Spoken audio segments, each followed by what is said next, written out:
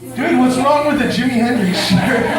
Seriously, look at this. I got that same shirt. $4.50. That's how much you could have paid to see him back then. You could have taken that decimal point away, and that's how much I pay now. A lot of weird things tonight. The second Kyle Harbert shows up, a bunch of furries come scampering down the road. I don't know what's more disturbing, that or the fact that my girlfriend is like, oh, I know one of them, and she's heads out the door. It's all about weird intros, though. It's weird. It's a comic you don't know what to start with, because you can't be like, please like me. You know, a lot of comics start with, how's it going? And, how's it going? Yeah, woo, woo. People say woo, like Adam was talking about earlier. That's not an appropriate way to start your day at work. If someone's asking you, how's it going?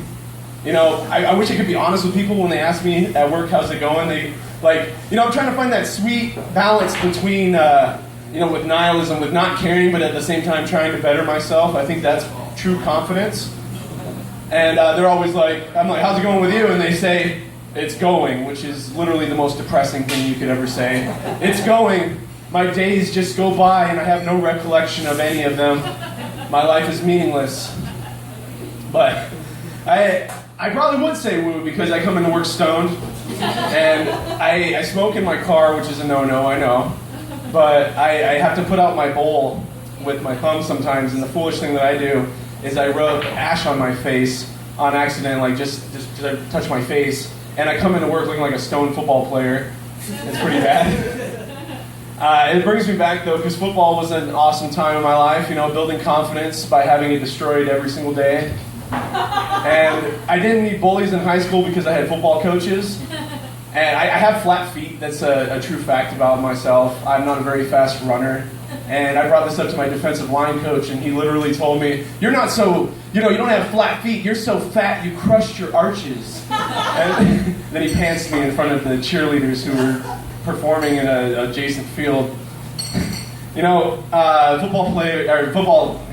Football coaches say goddamn a lot, and it's ironic because we end every practice with a prayer.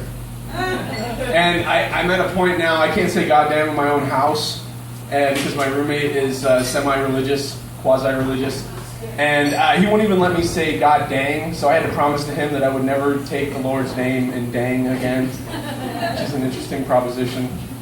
But Christians are silly sometimes, I know this Christian kid I work with, and he's got the outlines of the continents on his feet.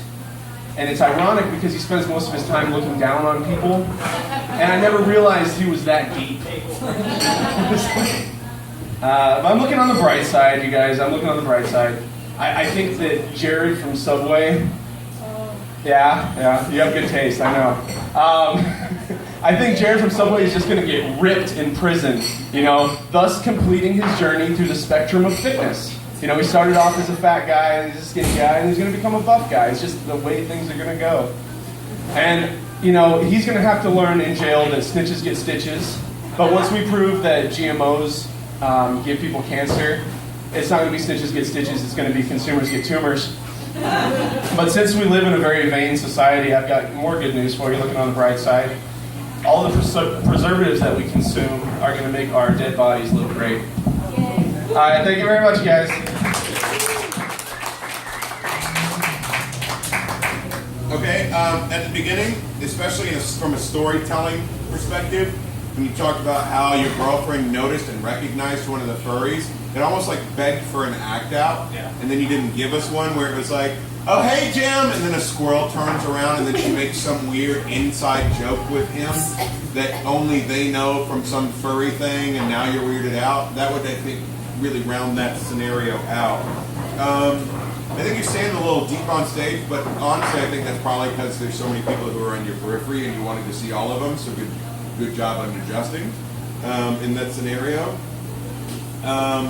Maybe you could go with a list of woo words. What other words are like woo? Because you kind of did that with one word, but I think you should maybe set that up with a 1, 2, 3 punch and go to something outrageous.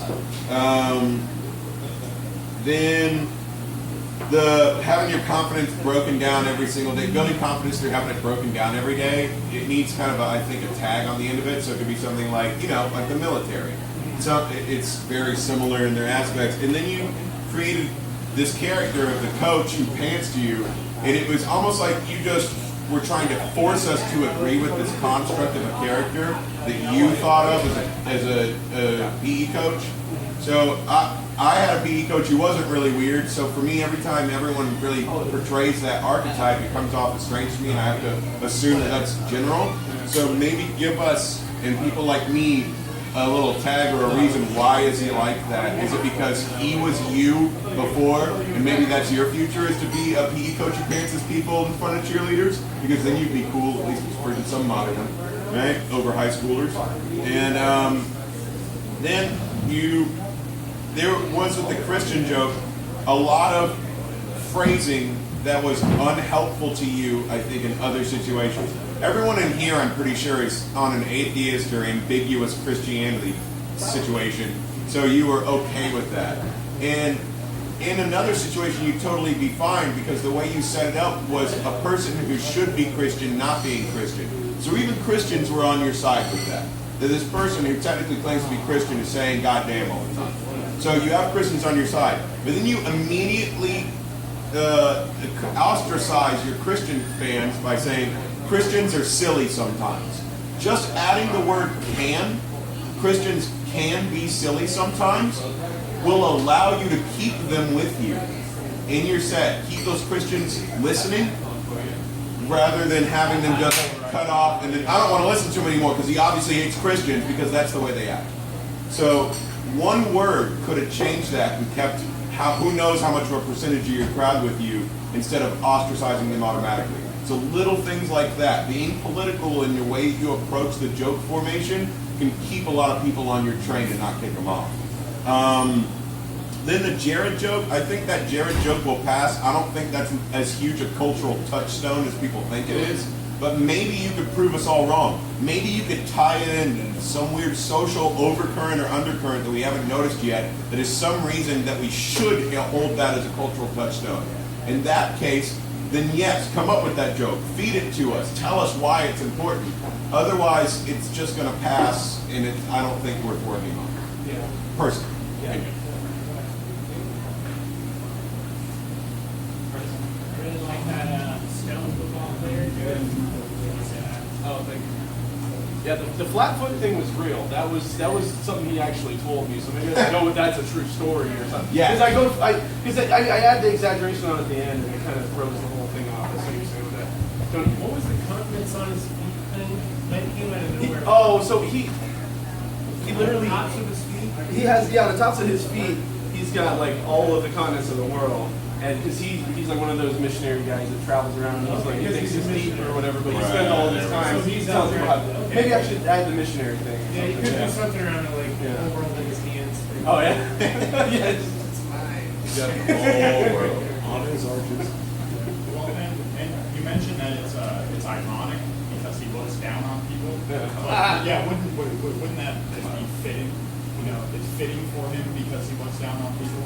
But I feel like people misuse the term irony. Yeah, that's true. Yeah, the wording. I've been working on the wording on that one. It's whatever. I'm sure people will go with it even if you say it's ironic. Yes. It's ironic that he's highbrowing me all the time, but he's constantly looking at his feet. Be a way to. Oh, I see. Oh, yeah. That's funny. Anyone else? All right. All right, give it up for everybody.